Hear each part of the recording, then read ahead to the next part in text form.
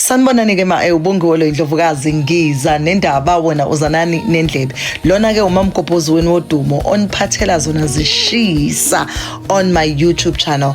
Please don't forget to subscribe, like and comment. Uyabona kuzo zonke igaxa ngangazithola empilweni yami ngiyaqala ukuthola istory esifana nalesi and for me okay, sanibonani ubongiwe lo Indlovukazi Ngiza nendaba wona uzanani nendlebe. Cha, sizana nendlebe ngempela ke manje. Lalela ke rhudula isitulo uzosibeka uhlale la ngaphambili. Ususa izingane because ngizokhuluma ngento ebucayi kakhulu. Ngizokhuluma ngomngane wethu osenkingeni. Umngane wethu uyaxoxa ukuthi istory sakhe sihamba kanjani. Uthi bongiwe, you know, ngikhulile kulomuzi lo. Ngikhulela kulomuzi ngitshela ukuthi ngingane yakhona and kumnandi nje kulomuzi. Treatment yakhona was fine up until ubaba wami engicabanga ukuthi was my father until azashona. Okay, uthi makashona lo baba then yaqala i-treatment ekhaya yahluka yangafana ne-treatment ebengiyithola ngesikhathi kusakhona ubaba. Uthi bongiwe lento yenzekile njalo kusho ukuthi mangenza into mina ekhaya ngiyathukwa, kodwa makwenze into udadewethu noma bafowethu kuthiwe I know it's a mistake, it's okay. There was a level of understanding makwenze omunye umuntu into ekhaya umntwana makawonile. But makone mina as umntwana bese ngiqala manje from since ubaba shonile bese qala ngilongithukwa kuthiwa enene hawu umntwana esifebe vele lona vele watholelwa ejointini. Okay, uthi bongiwe like for umntwana okhulele la ekhaya nginga understand why ngithuka kanjalo, like because ngingane la ekhaya uma wami. Up until one day I ask ukuthi ngumntwana wakhona yini la ekhaya. Uthi because indlela abasebengihlukumeza ngayo ngase ngibona ukuthi you know it's getting out of hand, so sengithi ngiyazibuzela ukuthi hayibo kanti ngingane yalana yini. Uthi bongiwe bese yangiphendula uma angihlalise phansi angitshela ukuthi no awuzalwa yimina, uma wakho unezingane ezi more than 10 ezihamba zihlala emzini yabantu. Uwaxoshwa wena eshibhini uma wakhe ezama ukuphisana ngawe ehamba nje ekulahlile then watholwa walethwa la ekhaya then sakhulisa as one of our own. Uthi after engitshele lokho then it made sense zonke inhlamba babengithuka ngazo nanezinto ebebezenza after kushona ubaba ukuthi angene umntwana wakhona. Up until one day ngaze ngagcina sengimbonile uma wami wenza la ekhaya wazongibheka, makazongibheka lo mama then she's like kusho ukuthi sebemtshelile ukuthi sebengitshelile iqiniso ukuthi akangizali. And then she's like she wants to take me with her ngiyohlala naye. But because of ngabona isimo skama and ngabona isimo sezingane zasekhaya ukuthi sinjani ngoba phela after sengizwile ukuthi angizalwa la ekhaya I started doing a follow up on ukuthi lo mama uzale ziphi izingane. Uthi after ngibonile isimo sakhe ngabona nezinto azenzayo nokuphuza kwakhe nokuhlala emashipini nokuhambela ahle izingane, I realized ukuthi no man, I won't be able to be raised by this woman, so I would rather ngiqhubeke ngihlale kulomuzi until ngize ngithole my own place. Uthi bongiwe nangampela ngaqhubeka ngahlala kulomuzi. Treatment was horrible, bekukhombisa nje ukuthi akukhona ekhaya. Uthi every day be worse treatment, bengihlukunyezwa nje altogether. Uthi until ngaze ngafuna umsebenzi ngawuthola umsebenzi ubungakhokheli nje imali etheni, but ke I needed to make sure that I'm funding my lifestyle because I needed to make sure that ngi-right. Uthi ngagcina sengutholile umsebenzi. Manguthola umsebenzi bese ngiyasuka emva kwalokho ngimove out ekhaya ngihambe ngiyohlala kwenye indawo. Uthi mangihamba ngiyohlala emqashweni ngizama ke manje ngiyapatanisela emqashweni ngizama ukuqoqa amasenti yangakaholi ngizama ukuhlanganisa nje kuyabheda nje bongiwe, but ngangizamela ukuthi ngize ngicine sengiholile ukuze ngikwazi ukuthi ngiphile impilo engconywana. Uthi bongiwe ngithe ngisalapho ngiye emsebenzini ngilongibuya then ngihlangana nalo baba lo baba lo usonteze kusisi umfundisi. Uthi lo baba lo angishele, uthi lo baba lo makangishela ayi kungena nje umuntu like engincamncam ngaye, I'm interested, but nje lo baba lo is very convincing. Uyangitshela the way angithanda ngakhona and the way afuna ukungenza umakoti wakhe. Uyangicenga nje, he kept on telling me nje eziveza njengomuntu oqotho. Okay, ngithe ngisalapho ngisadilana leyo nto lokuthi baba uyangishela lo baba njalo uyangisiza ungipha imali kweqeqe uyangitshetha umholo enguholayo mncane na imali noma ngingayicelanga imali kuyena angiphe makafikile emqashweni wami uzobheka uyathola ukuthi enene kuyashoda emqashweni wami athenge izinto nje emqashweni wami everything manje siyaqala manje emqashweni wami kuba engathi sekhaya. Uthi lo baba lona kuthi ngalesikhathi senami sengiyakhuluphala ngiyakhombisa ukuthi enene sengiphatheke kahle khona umuntu onginakekelayo. Uthi ngaleso sikhathi bese lo baba lona yangichazela ukuthi yena unonkosikazi and ufuna ngibe unkosikazi wakhe wesibili. Bese ngimina ayibo ngeke nje ngeke angeke ngikwazi ukuthi ngibe unkosikazi wesibili. It's not something that I want and angiplananga nje ukuthi ngizohlukumeza unkosikazi ngizohlukanisa umuzi womunye umuntu. Uthi nangampela basho njalo ukuthi ayi indoda imconvince ithi no unkosikazi wami akanankinga nesithembu ngumuntu onabantu abadala. The man started preaching about how he has idlozi unabantu abadala umuntu osebenza ngedlozi manje idlozi lona leli elifuna ukuthi athathe unkosikazi wesibili and usay explainile nalonto unkosikazi wakhe and njengoba umuntu onabantu nje and he's also a traditional healer.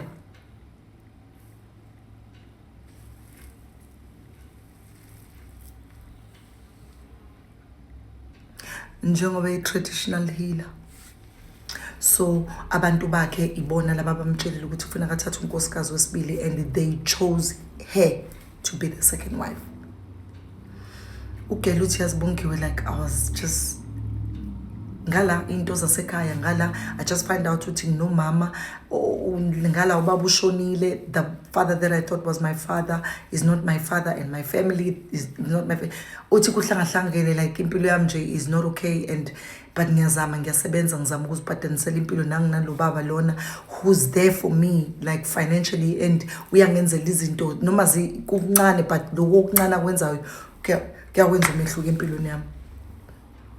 Uthi bonke ngivele ngazi ukuthi ngizodila kanjani nalenkinga. Uthi ngimtshele lo baba ukuthi no I can't and also vele bese ngimxoxelile into zasekhaya ngithi angeke ngikwazi ukuthi enene ngishade nawe because unonkosikazi. Lo baba lo abe persistent uyangisa emsebenzini uyangilanda uyangibuyisa abe persistent ngize ngifile ngathi shuthi uyangithanda lo baba. Ngiyamqoma lo baba sijoleke nalo baba lona sijoleke lokho engenzela lezi zinto ke nami sengifila like nje you know nginomuntu but ngimqoma ekutheni ungitshela wathi unonkosikazi and unkosikazi ngikhethwe idlozi yazi ke mase amadoda econvince but ngitshela ukuthi okay ngizodlalela kude nonkosikazi wakhe. Uthi kuyabe lo baba ngelinye ilanga uyangitshela ukuthi enene ngimele ngimove in ekhaya lakhe nonkosikazi wakhe because unkosikazi wakhe uyazi ngami and uya understand so I need to go ngihambe naye ukuze kwenziwe iceremony ethile la ezombika khona ngihlanganise kanye nonkosikazi wakhe nomndeni wakhe. Uthe bongiwe ngimtshela ukuthi hey angikaze ngize ngizwe lonto. Uthi angiconvince futhi angitshela ukuthi unkosikazi wakhe is okay with all of this. It's up to me phela into esisele mina ukuthi ngivume ukuthi ngiyahamba yini ngiyohlala nabo ngoba yena ufuna ukuthi amankosikazi wakhe womabili abe under one roof. Uthi ugeli bongiwe I wasn't okay with the situation but ngagcina sengivumile ngavuma.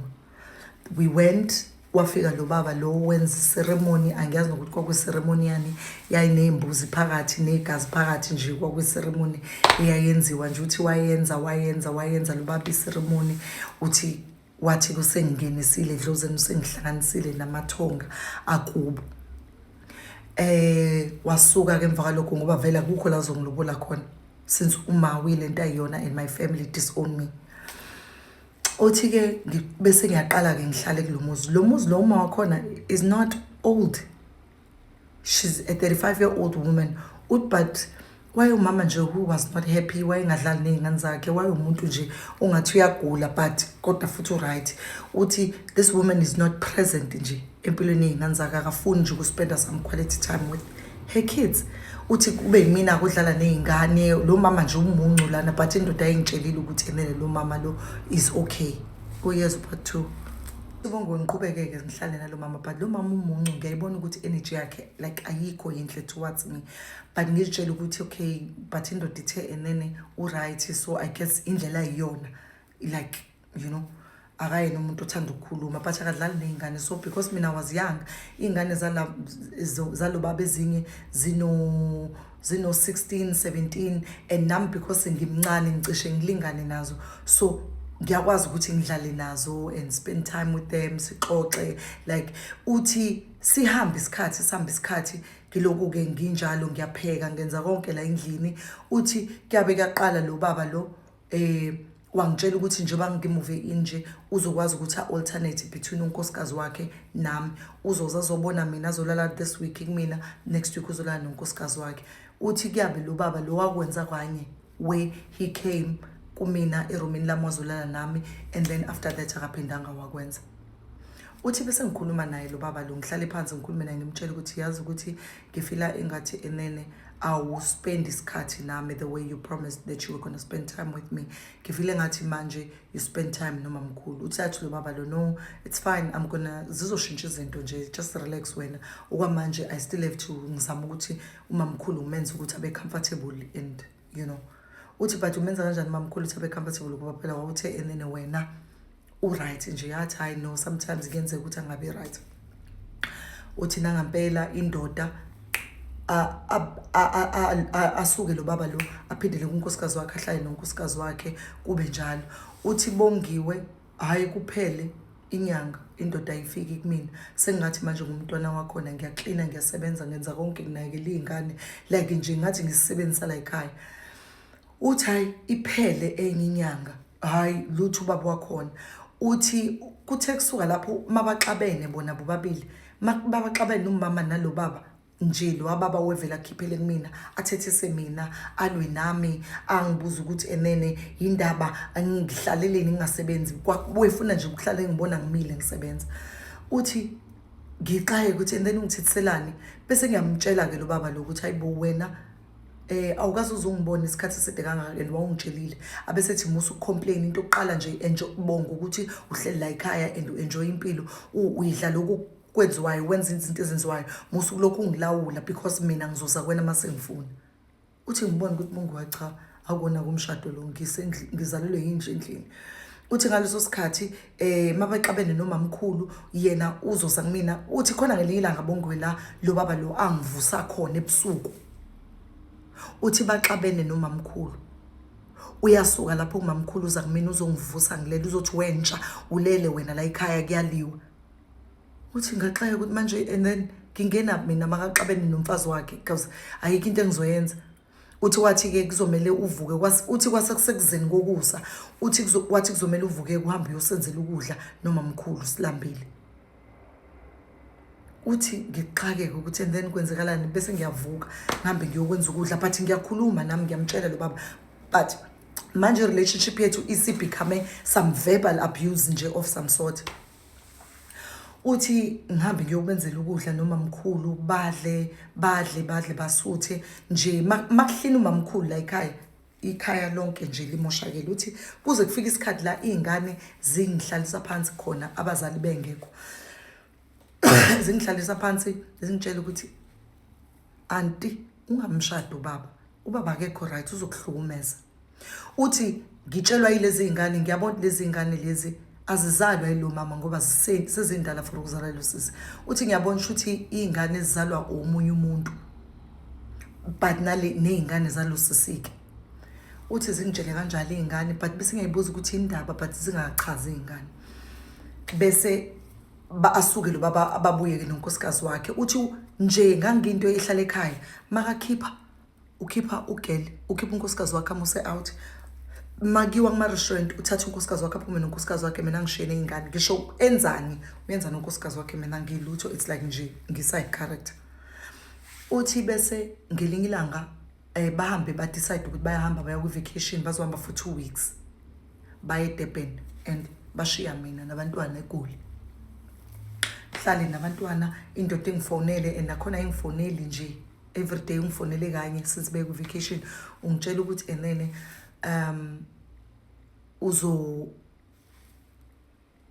ungitshela ukuthi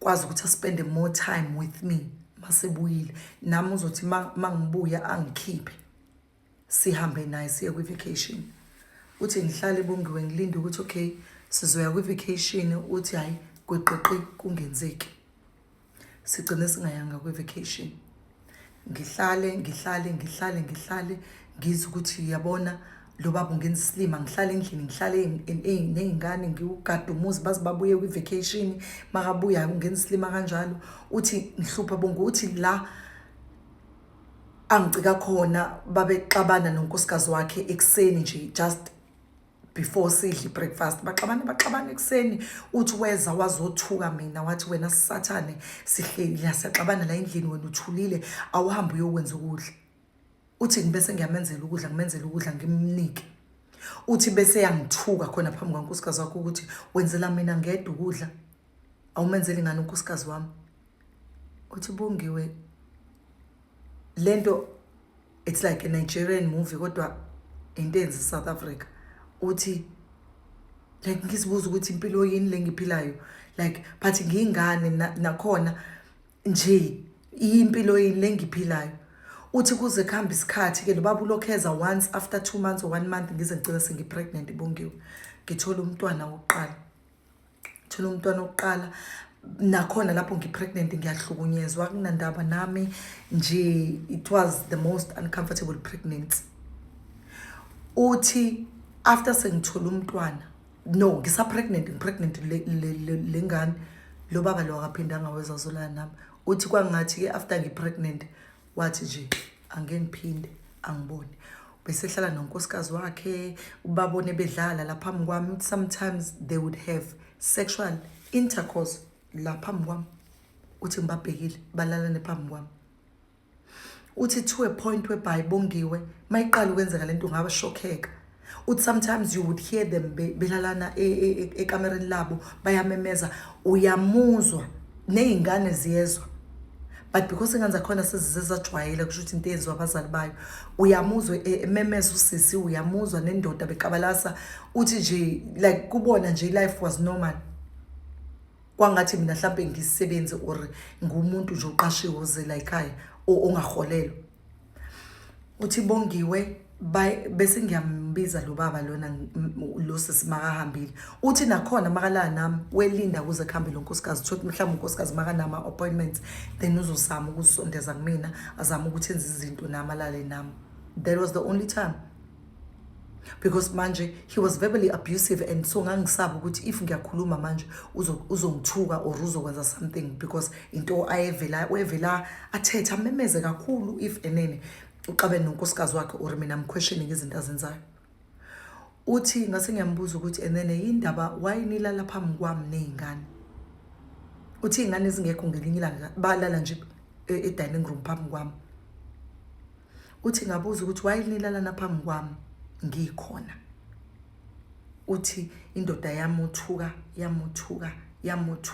yamuthuka yashiya engalazi ukuthi uyisichaga kayilutho nje bulana nje wondliwa yimina ethula uzozwa ngami wena uma ngikudinga noma ngakudinga uthi yaqala yasho njalo indoda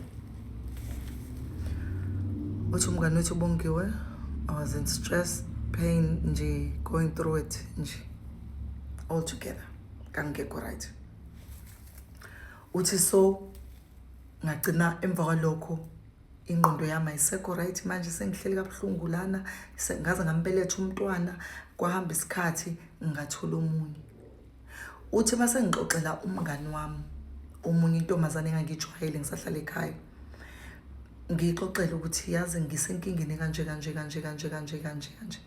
athi umngani wami advise umngani wakhe ukuthi mngani that's not love labo bantu labo I don't know what kind of impilo oyifake kuyona but phuma lapho uthi nangempela ngimlalela umngane nami but ngirealize ukuthi anginayo imali nalomsebenzi engisebenzayo akuwona umsebenzi ongiholela imali eningi uyeza ke upart 3 uthi-ke mase ngiyale kanjalo umngani wami-ke ngi-realize nami ukuthi no man ngempela la ngihleli khona ngi-abuse la ngi-abuse more than the family ebengihlala naye bengicabanga ukuthi family yami.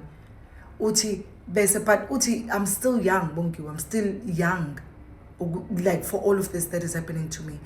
Uthi ngaleso sikhathi siqhubeka isikhathi ngizama uplan ukuthi okay ngizokwenza njani. Uthi bese lo baba lo ngelinye ilanga after belale phambi kwami futhi nonkosikazi wakhe khona nezingane zami khona la bese ngiyamconfronta lo baba ngixosha ngitshela ukuthi nginja ngiphume kwakhe ngihambe nalezi zingane ngizizele akafuna esicefe ena endlini yakhe ngoba into engizele la ngiyenzi. Hayi mina nje uthe mangixola umngane wethu ngacabanga ukuthi culty le ngacabanga ukuthi hayi uthwele ubaba bezama ukuthwala ngengane honestly. Okay asikho lapha siqhubeke.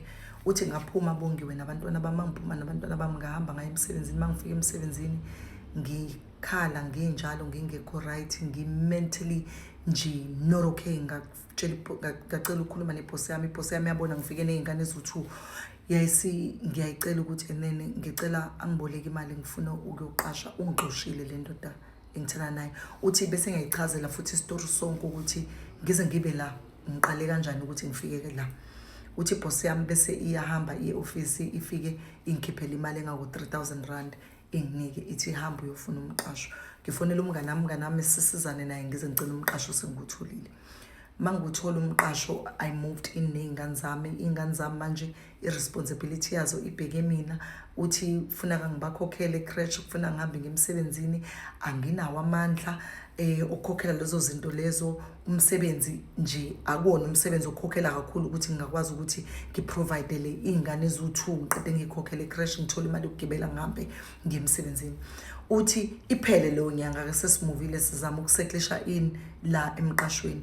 Uthi iboss yami bese ngiyayibuza ukuthi ngizokhokhela kanjani because okwamanje angazi ukuthi ngizokhokhela kanjani ngifuna ukukhokhela ngamancuzu le mali o3000 ongibolekweni. Iboss ithi kule nyanga no it's okay linda kancane mawusungathi right uzobe usuyangikhokhela imali yami slowly but surely okwamanje ukunakekela izingane. Uthi Bongiwe inkinga yami manje la ngikhona ngisemqashweni ngiyakhokha ngithenga igrocer le ndoda yenza ilutho ngenza konke ngedwa kule mali encane ngihola emsebenzini. Uthi kufuna ngikhokhela manje njengoba sengihlala ngedwa kufuneka izingane ngihambe ngishiye kumuntu ozozigada or icrash ukuze ngikwazi ukuyemsebenzini. Uthi yonke lento mangithi ngiyawuhlanganisa umholo wami ngiyabona ukuthi umholo wami angeke uzonele yonke lento.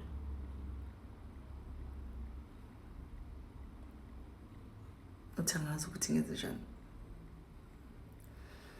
Okay so umngane wethu ke uthi umngane wakhe wase yamtshela ukuthi kune site ayitholayo kufuneka makafuna akathenge leyo site ukuze akwazi ukumuva ayohlala khona nabantwana. Uthi Bongiwe leyo site ngizoyithenga ngani ngoba isite u15,000 and anginayo imali. Uthi anginayo imali ukuthenga isite but honestly if ngaba nendawo la ngizoba khona nekhaya nezingane zami la kuzobe kwami khona ngaqasha it will be better for me than to live this lifestyle because ngizobe ngazi ukuthi enene la ngihleli khona ngizokwazi ukuthi angikhokhi rent. The only thing engikhokhelayo icrash nokugibela nokudla. Uthakaza ukuthi enze njani. She's at the crossroad and yes uyazi ukuthi abantu bazobuza ukuthi wayengaphindele ukuthi akakwazi ukuphindela kubo because akukhona kubo. Guys ngicela nimi advise umngane wethu nimsize makukhona la ungakwazi ukumsiza khona you know please help. Mina kumngane wethu akambophise lo mfundisi mbophise. Oh I know you young sometimes you don't wanna asifuna ukubophisa obaba beingane mbophisa for a child support because you can't wenza konke wedwa ekhona lo mgulukudu wekholwa elinyanga. Mbophisa for a child support musenkantolo.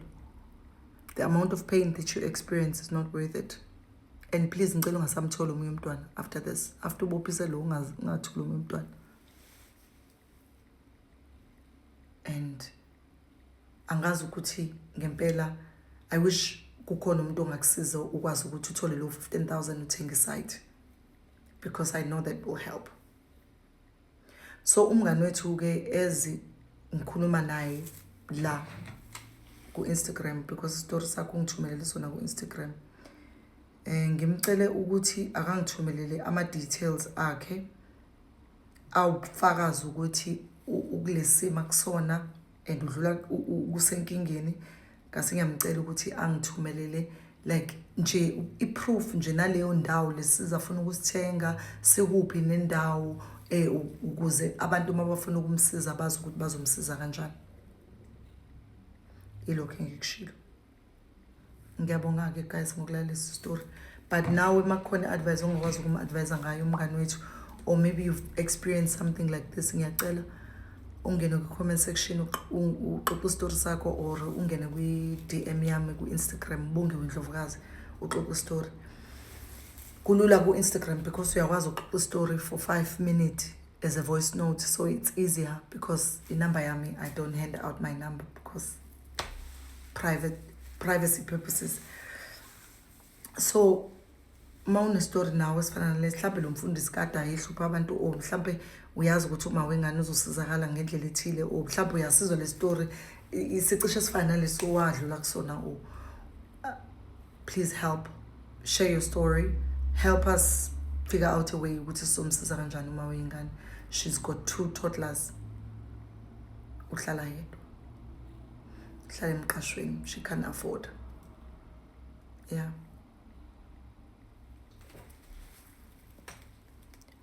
Ladies, ngicabanga ukuthi ukhona kodwa unkosikazi ofuna indoda yakhe bese sithembile. Mina ngicabanga ukuthi sesikhuluma nje sesiyahleba. Ngicabanga ukuthi enene mina lo baba wayethwala okalingane.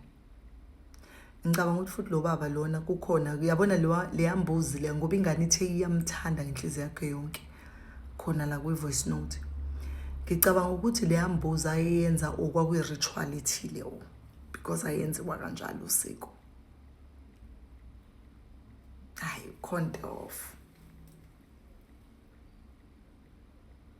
Count off.